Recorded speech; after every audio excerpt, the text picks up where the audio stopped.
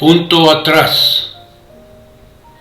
La palabra de Dios dice: no recibáis en vano la gracia de Dios. Y en la versión Dios habla al hombre leemos: no desaprovechen la bondad que Dios les ha mostrado.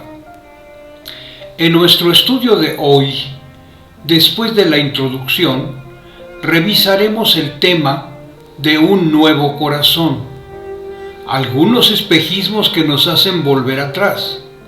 Veremos también ejemplos de lo que puede suceder si damos punto atrás en nuestra vida y terminamos con una conclusión.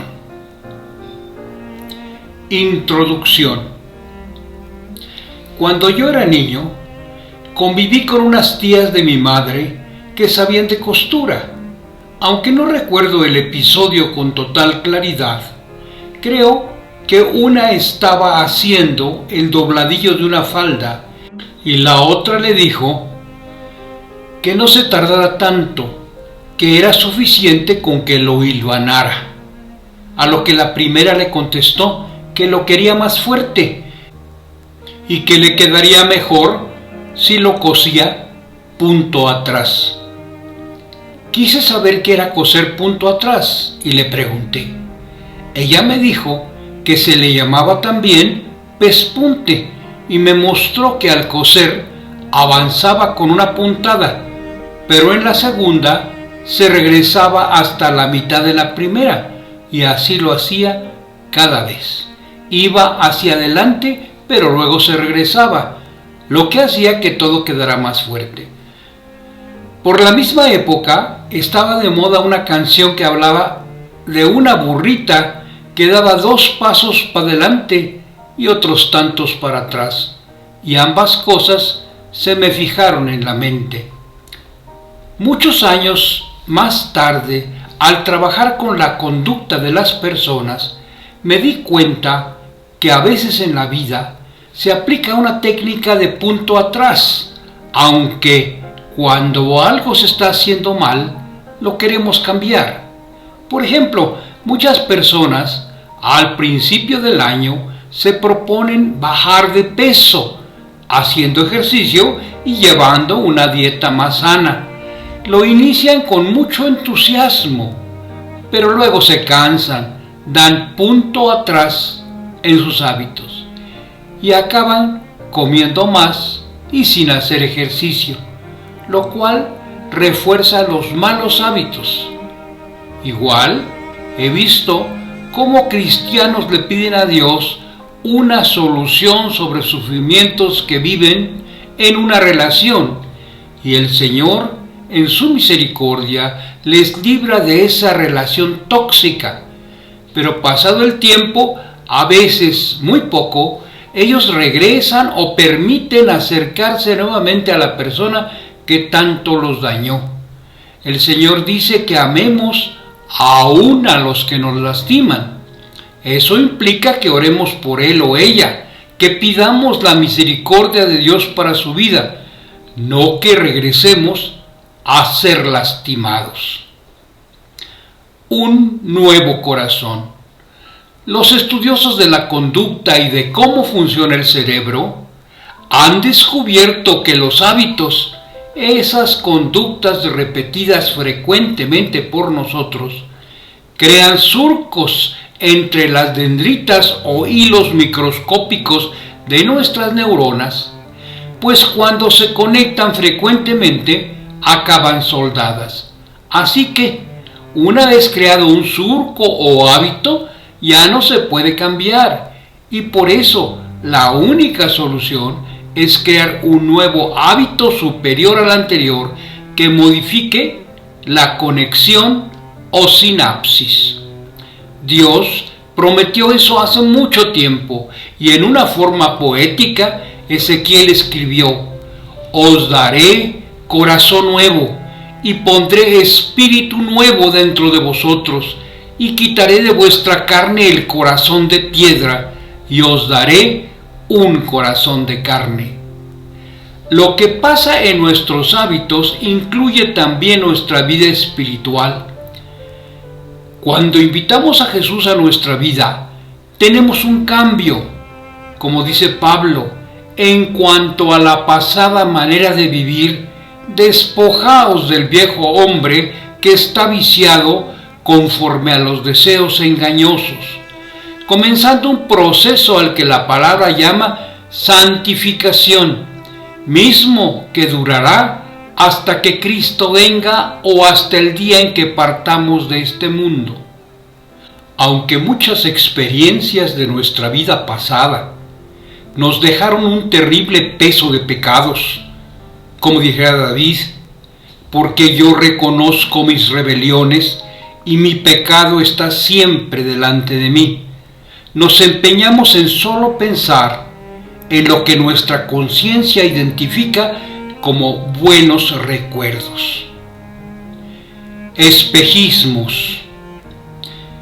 Pero, lastimosamente, en muchas ocasiones, después de haber iniciado nuestro caminar con Cristo, seguimos viendo de reojo y con simpatía esas viejas prácticas o relaciones, recordando lo que disfrutábamos y dando punto atrás en nuestra vida, permitimos que se nos acerquen o peor aún, nos acercamos nuevamente a ellas.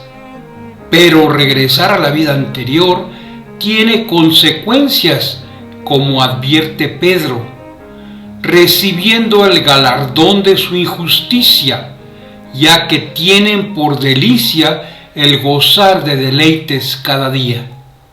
Y desafortunadamente, muchos creyentes abandonan los caminos de Dios, lo cual sucedía antes de Jesucristo, en sus tiempos, y sucede en la actualidad.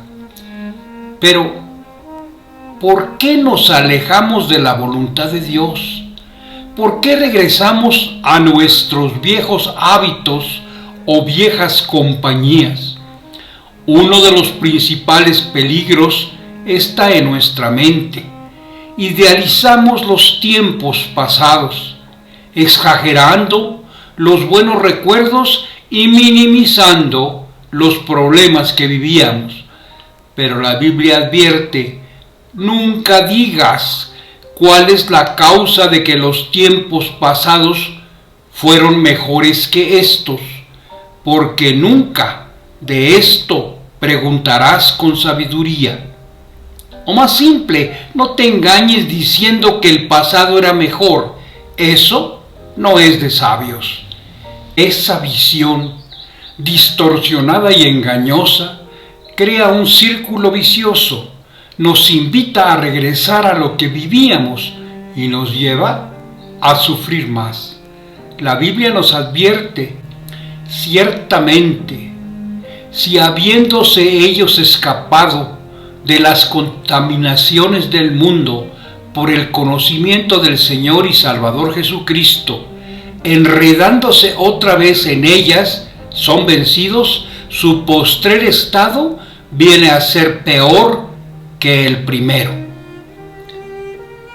3 ejemplos del punto atrás. Veamos el de la mujer de Lot, el de las ollas de carne y el del apóstol Pedro. La mujer de Lot. Lot era un hombre de Dios.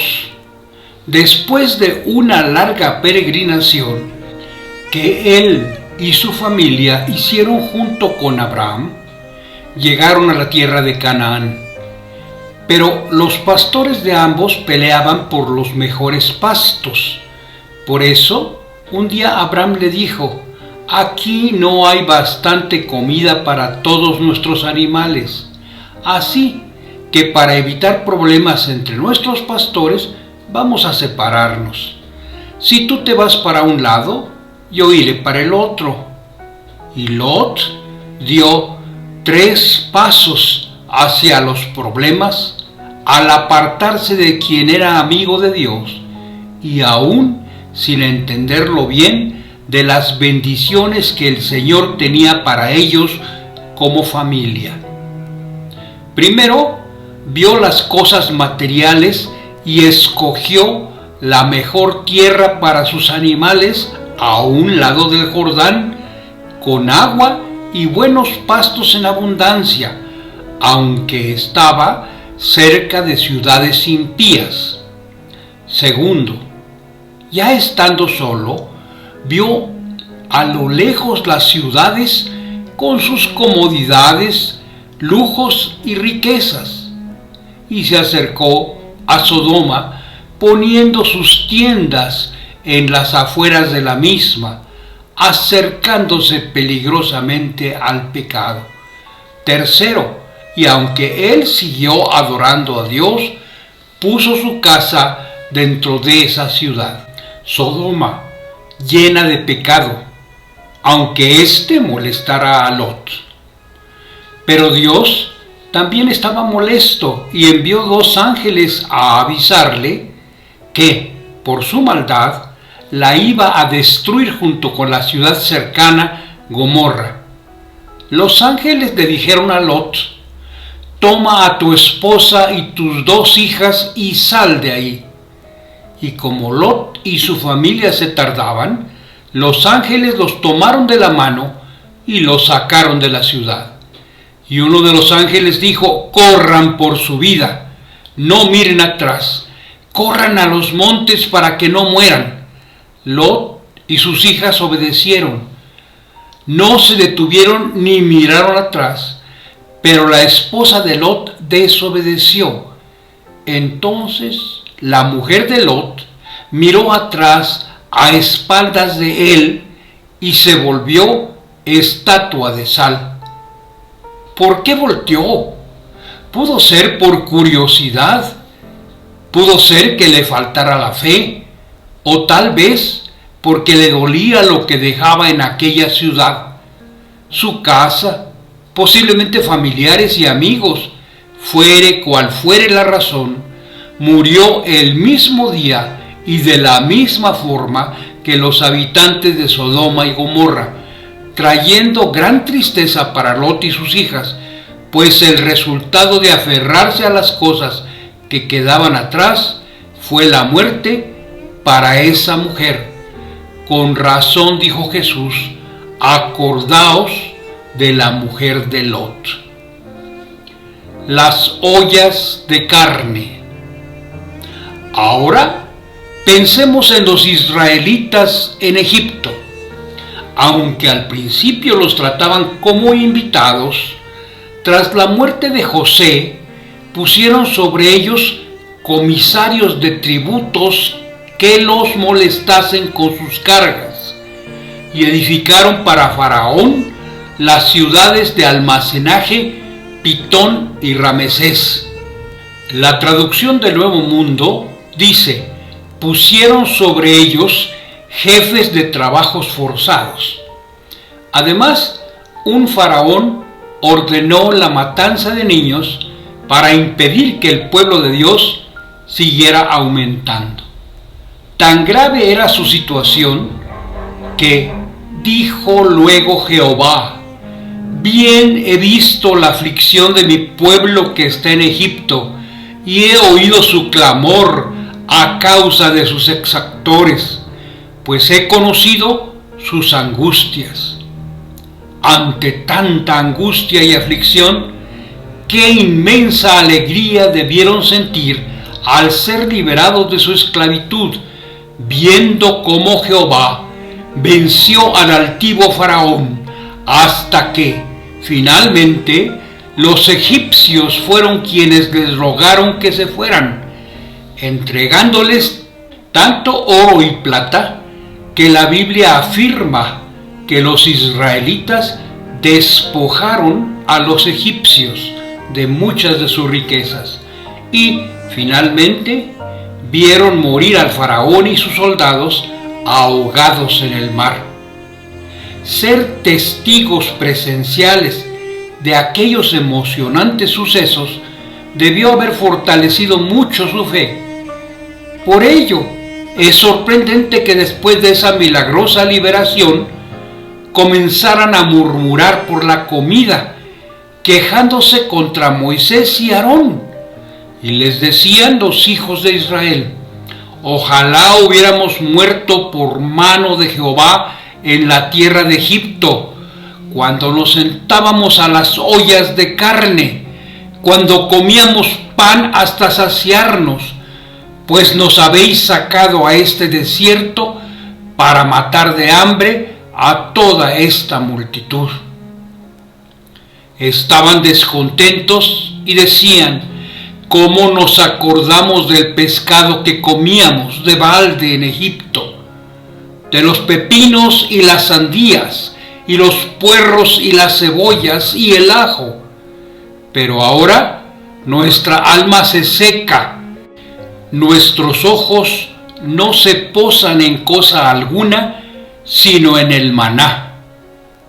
Se habían vuelto tan miopes que, extrañando la comida, pretendían volver para morir al mismo lugar donde habían sido esclavos, o en su caso, preferían morir en el desierto que seguir comiendo maná. Heródoto, llamado el padre de la historia, dice que los obreros esclavos en Egipto comían cebollas y ajos, y como les pagaban con trigo y cebada, ellos hacían pan al que le ponían legumbres secas como garbanzos o lentejas. Aún en la actualidad, en Israel es común comer pan llamado pita, relleno de una pasta de garbanzo o de lentejas, y que una vez al año, por festividades religiosas y el cumpleaños del faraón, les daban una olla de carne. Pero el historiador también documentó que las dificultades de los trabajadores esclavos los llevaron a declararse en una especie de huelga, no una, sino varias veces. En una parte del papiro se detallan las demandas de los trabajadores. Tenemos hambre, han pasado 18 días de este mes, hemos venido aquí empujados por el hambre y por la sed. No tenemos vestidos ni pescado, ni legumbres. Escriban esto al faraón nuestro buen señor y al visir nuestro jefe, que nos dé nuestro sustento. Pero parece que de los malos tratos, de las cargas de ladrillos y adobes que tenían que fabricar por día, y de los maltratos, ya no se acordaban.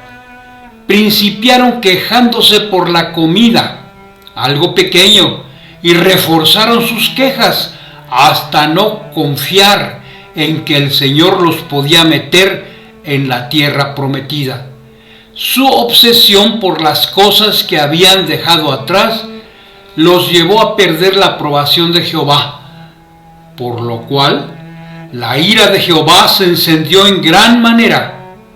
También le pareció mal a Moisés, por lo que Dios les anunció: y vuestros hijos andarán pastoreando en el desierto 40 años, y ellos llevarán vuestras rebeldías hasta que vuestros cuerpos sean consumidos en el desierto. Para esa generación del pueblo de Israel, la consecuencia de mirar atrás, el espejismo que ellos mismos habían creado, también los llevó a la muerte. El apóstol Pedro. El apóstol fue un pilar de la expansión del evangelio en la iglesia primitiva. Vivió muchas lecciones como discípulo de Jesús, y en una ocasión, después de un comentario sobre quién decía la gente que era Jesús, hizo una declaración maravillosa, pues cuando el Señor les dijo: ¿y vosotros quién decís que soy yo? Respondiendo Simón Pedro dijo: tú eres el Cristo, el Hijo del Dios viviente. Aunque después de esa declaración muestra toda su humanidad, y en el siguiente episodio que relata Mateo, cuando Jesús les principia a repetir que va a ser maltratado y muerto, se va al otro extremo, pues Pedro, tomándolo aparte, comenzó a reconvenirle diciendo: Señor, ten compasión de ti, en ninguna manera esto te acontezca. Pero él, volviéndose, dijo a Pedro: Quítate de delante de mí, Satanás, me eres tropiezo, porque no pones la mira en las cosas de Dios, sino en las de los hombres. Y más adelante, lleno de soberbia y seguridad, cuando Jesús les anunció que todos lo abandonarían cuando lo aprendieran, respondiendo Pedro le dijo: Aunque todos se escandalicen de ti, yo nunca me escandalizaré. Por lo que Jesús le contestó: De cierto te digo que esta noche, antes que el gallo cante, me negarás 3 veces. Después de la crucifixión de Jesús, cuando llenos de tristeza y confusión, se encontraron juntos en Galilea 7 de los discípulos, Simón Pedro les dijo: Voy a pescar. Ellos le dijeron: Vamos nosotros también contigo. Fueron y entraron en una barca, y aquella noche no pescaron nada. Pedro había volteado hacia su pasado. Jesús lo encontró como un pescador a la orilla del mar y le dijo que lo haría pescador de hombres. Pero ahora vuelve a capturar peces. ¡Qué poca cosa! Con tan poco se conforma, con tan poco nos conformamos a veces. Y además, con él arrastra a los otros discípulos. Pero al regresar a su vida anterior, no tuvo ni para comer. Cuando ya iba amaneciendo, se presentó Jesús en la playa, mas los discípulos no sabían que era Jesús. Y les dijo: Hijitos, ¿tenéis algo de comer? Le respondieron: No. Pero el fin de Pedro no fue igual. Él recordó que el Señor había propiciado una pesca milagrosa y en aquel momento, viendo esto, Simón cayó de rodillas ante Jesús diciendo: Apártate de mí, Señor, porque soy hombre pecador. Pedro finalmente entendió que su vida ya no podía ser igual sin Cristo. Él entendió que el Señor nada le quería quitar, sino darle algo muy superior para vivir, que le había llenado del amor del Padre y de la protección y guía del Espíritu Santo.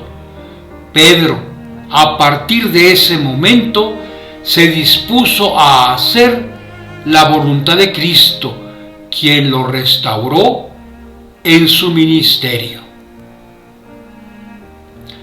Conclusión: cada uno de nosotros somos responsables de nuestra manera de vivir. No podemos seguir echándole la culpa a otros de nuestro estado espiritual. Cada uno fuimos llamados a vivir una relación personal con Dios y a mantener una comunión diaria con Él, porque cuando dejamos la comunión con Dios, todas las cosas pasadas comienzan a atraernos más, comienzan a quitarle su lugar en nuestras vidas, cosiendo nuestras decisiones con punto atrás para ir directo a un precipicio lleno de dolor. ¿Has regresado o pensado en regresar a tu vida antigua?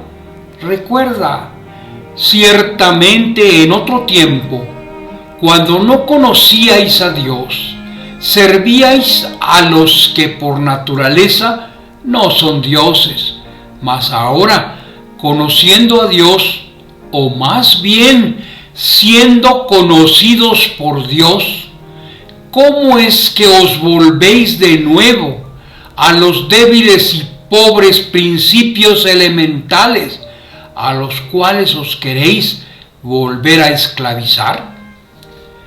Muy mala decisión. Nada ni nadie te dará lo que Dios te ha dado, y tú lo sabes muy bien. Por lo tanto, reflexiona sobre tus decisiones y vuélvete a Dios. Vive cada día amando al Señor. Él jamás se ha olvidado de ti. No está enojado contigo. No está decepcionado de ti. Dios sabe que el camino de la salvación sufre violencia. Por eso Él ahora mismo está con los brazos abiertos, esperando que vengas a Él para que Él pueda iniciar una restauración total en tu vida. El Señor te invita a que seas fiel en lo poco, en esas pequeñas cosas que te llaman la atención y aunque no sean pecado, te distraen de la voz del Señor. Como dice su palabra, no recibáis en vano la gracia de Dios, o no desaproveches la bondad que Dios te ha mostrado. Dios bendiga su palabra.